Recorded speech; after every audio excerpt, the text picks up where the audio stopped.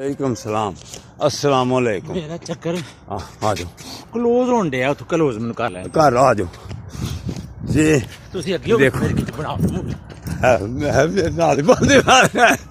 ये मलिक साहब देखो मांग रहे हैं, ये अफसर भी हैं बहुत बड़े, लेकिन देख लो सुबह की जॉगिंग कर रहे हैं जी। ये तमाम सोबत और ये शौक और ये जज्बा वैसे तो मालिक अता करता है, लेकिन दुनिया में हाजी साहब की सोबत से ही मिला है।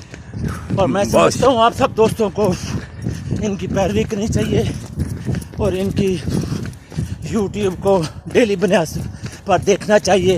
आप इससे बड़े मुस्तफ़ीद होंगे। इनकी उम्र 70 साल से ज़्यादा है और ये माशाल्लाह एक जवान लड़के की मानंद रनिंग करते हैं, वर्जिश करते हैं, भागते हैं माशाल्लाह अल्हम्दुलिल्लाह। ये देखें, ये इनकी सेहत, ये इनकी सेहत का भी राज यही है। ये मेरे से पहले आए हुए हैं और जॉगिंग कर रहे हैं। तो अगर आपने भी सेहतमंद होना है, ज़िंदगी को सेहतमंद ज़िंदगी बनाना है, तो फिर आपको पार्क में आना पड़ेगा, 5 वक्त की नमाज अदा करनी पड़ेगी। अस्सलाम वालेकुम व रहमतुल्लाहि व बरकातहू।